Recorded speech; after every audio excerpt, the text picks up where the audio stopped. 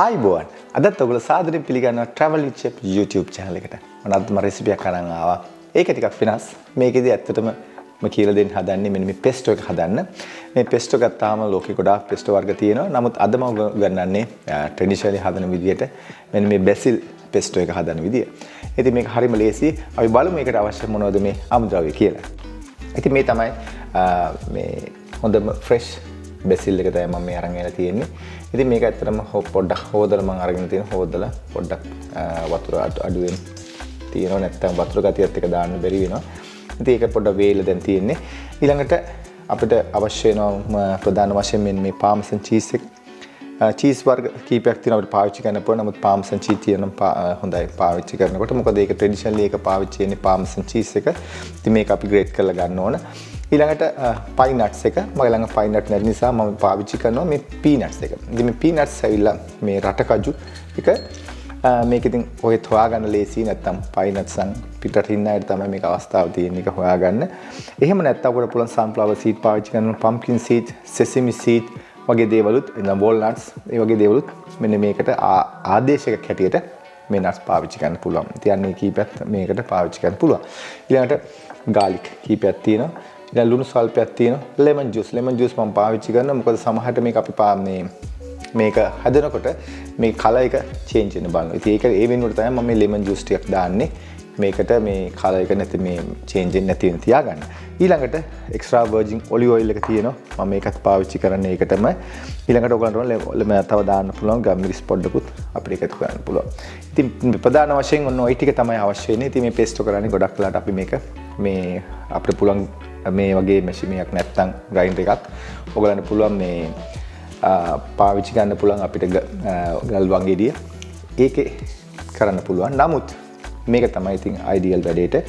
ඉතින් අපි මේකේ දාලා තමයි අපි මේක මේ paste එක හදාගන්නේ. අපි බලමු දැන් කොහොමද ඒක හදන්නේ කියලා. ඉතින් මම මුලින්ම garlic ටික මේ විදිහට දාන්නට වල ලේසි. මම පොඩ්ඩක් මේක පොඩි විදිහට කපා ගන්නවා.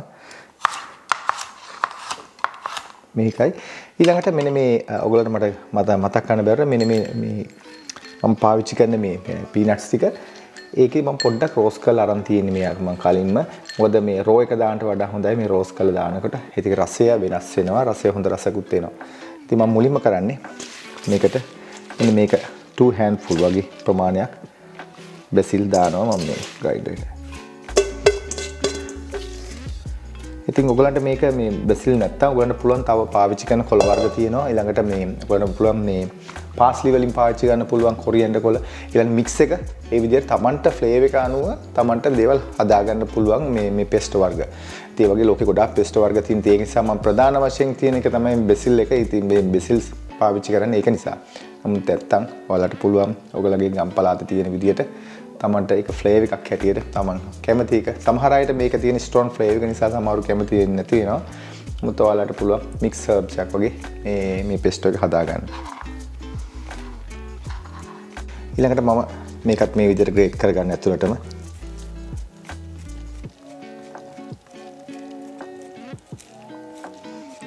මේකෙදි ටේබල් ස්පූන් 3ක් විතර වගේ දාන්න පුළුවන්. ඒකෙන් කරන්නේ මේකේ ගොඩක් රසය දෙනවා මේකේ මේ pesto එකට. මොකද මේ ගොඩක් අපි පාවිච්චි කරනවා pesto එක මේ පාස්තා වගේ හදද්දි. ඉතින් මම මේ විදිහට ඔලිව් ඔයිල් ටිකත් එකතු කරන එක ටිකෙන් කඩින් අපිට පුළුවන් මේක බ්ලෙන්ඩ් කරන වෙලාවට ටිකෙන් ටික තව එකතු කරගන්න. මේක මෙච්චරයි.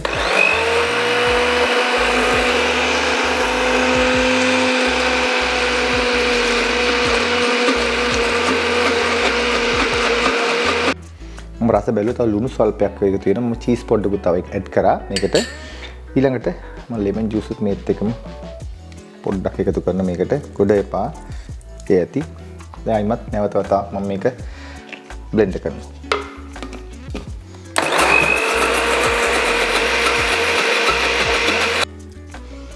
මේ හරි සුවඳයි. ඉතින් ඔයගොල්ලන් තියෙන්නේ මෙන්න මේ විදිහට මේක මතක තියාගන්න ගොඩක් වතුර ගතිය තියෙන්න බෑ. පොඩ්ඩක් තික් ගතිය තියෙන්නත් ඕන. ඒක නිසා මේ ෆ්ලේවර් එක මේකේ තියෙන රස ඔයගලන්ට ඕන විදිහට ඇඩ්ජස්ට් කරගන්න පුළුවන්. පාමසන් චීස් වැඩිපුර දාන්න පුළුවන්. ඊළඟට ඔයාලට මේ pine nuts or peanuts මේ තියවුන දෙයක් රටකජු වැඩිපුර දාලා මේක හරියට හදා ගන්න. මතක තියාගන්න මෙන්න මේ කොළ පාට හරියට තියෙන්න ඕනේ. ඉතින් මම මේක එළියට අරන් ඔයාලට පෙන්නන්න දැන්. ඉතින් මම මේ ඔක්කොම දැන් දාන මේක ඔක්කොම හූරලා දාන්න මේ කොළ පාට රඳා පවත්වා ගන්න පුළුවන්. ඔයාලට මේක මේ ලෙමන් ජූස් ටිකක් දැම්මම පස්සේ මම පේන ඇති මේක ඝන ගතියට තියාගන්නත් ඕනේ. ඊළඟට මේක සීත කරන්න තියාගන්නත් පුළුවන් මේ විදිහට. මෙන්න මේක තමයි පෙස්ටෝ එක. ඉතින් මේක අර කොළ පාට ගතිය හොඳට තියෙනවා. ඉතින් අපිට පුළුවන් මේක පැස්ටක් වගේ දෙයක් හදද්දි මේක එකතු කරන්න. ඊළඟට තමයි මේක ඔයගලන්ට සීතකරණේ දාගත්තොත් මේක මාසයක් වුණත් තියාගන්න පුළුවන්. කිසි ප්‍රශ්නයක් නැහැ. ඉතින් මේක ඔයගල පැස්ටා වගේ හදද්දි සලාඩ් වගේ දාති හදද්දි මේක ඔයගලන්ට මේ පැස්ටෝ එක පාවිච්චි කරන්න පුළුවන්. ඉතින් ඔයගලන්ට මේ වගේ රෝස්ට් කරපු පාන් වලත් මේක දාවට ගන්න පුළුවන්. ඉතින් මේ වගේ ටිකක් අරගෙන මේ විතර දාගත්තොත් ඊළඟට මේකට පුළුවන් අපිට මේ පාමසන් චීස් ටිකකුත් දාගන්න. හැබැයි ඒකට එමුණොත් මේ විදිහට දාන්න පුළුවන්. ඊට පස්සේ මේක ඕනනම් වන්න පුළුවන් මේ oven එකේ දාලා පොඩ්ඩක් ටෝස්ට් කරලා කන්නත් පුළුවන්. ඊළඟට තව රසෙන්න කම්බිස් පොඩ්ඩක් මේක එකතු කරගත්තා.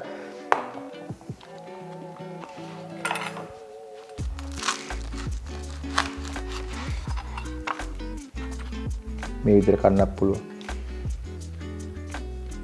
මම හිතනවා අද වීඩියෝ එක ඔයගොල්ලෝ යමක් ඉගෙන ගන්න ඇති කියලා. නැවතත් මේ වෙනීම අලුත් වීඩියෝ කමෙන්ට් තුරු අදට ගිහින් ඔබට සුබ දවසක්. ආයිබෝවන්.